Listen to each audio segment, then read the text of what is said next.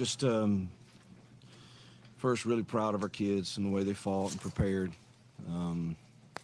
But obviously it stinks to not get the win tonight, and we didn't play good enough at in the critical moments. Had a turnover with probably 3 minutes to go or 4 minutes to go, and then obviously didn't execute fourth and whatever it was there. And then it really came down to those few plays in a game like this. But man, it's a lot of hurt in that locker room, and it stinks. Our kids gave themselves a chance to win the Iron Bowl tonight, and that's going to stick with us for a while. Coach, after everything you guys went through last week, obviously the tough loss against New Mexico State, what does it say about this team? They gave Alabama everything they wanted tonight.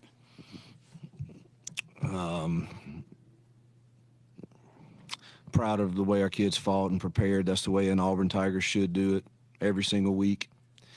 Obviously, it's a little easier when you're playing in this magnificent, awesome rivalry, but it makes the hurt that much more when you don't get it done.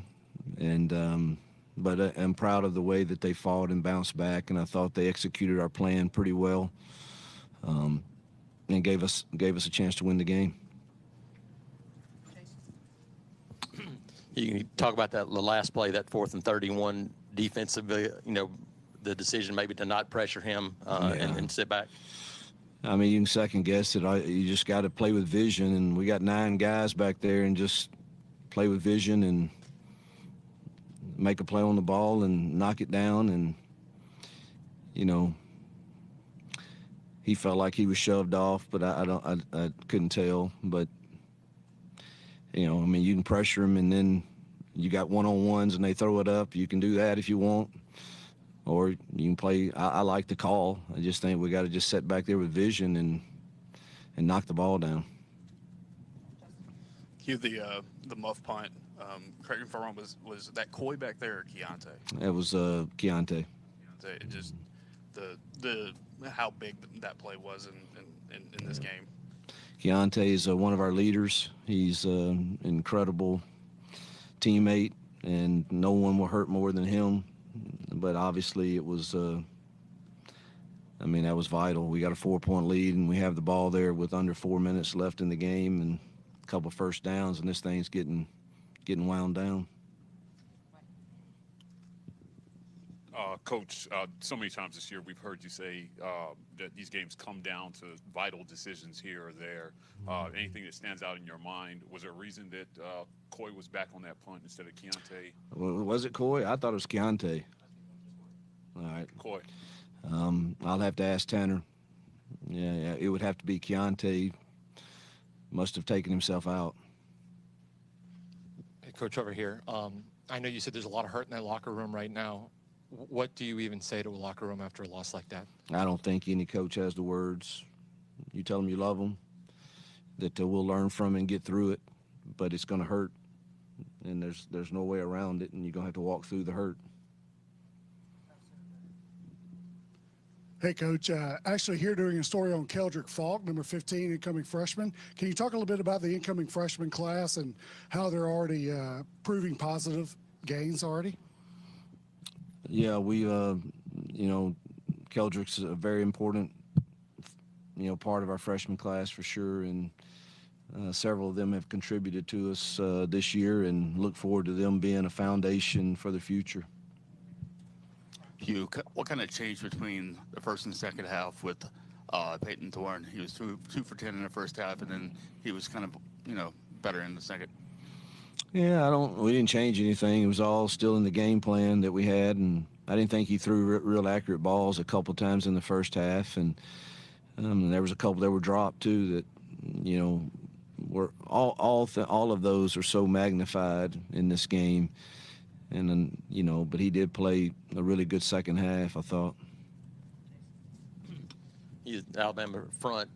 Big physical guys. You guys ran the football and had a great running day. Let's talk about what you saw from the run game today, and Peyton doing that too. Well, we had a good plan, and they do have a really good front, and but our backs and tight ends and O-line took it personal. We knew we had to run the football to win this game, and thought we ran it well enough to win it. Just came up short.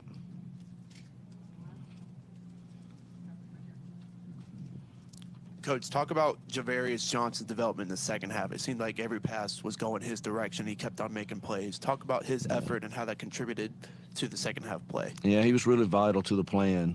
And once he decided this year that he was going to adhere to the standards that we want of how we want to go about our work, he's gotten better and better, and that's good to see for him.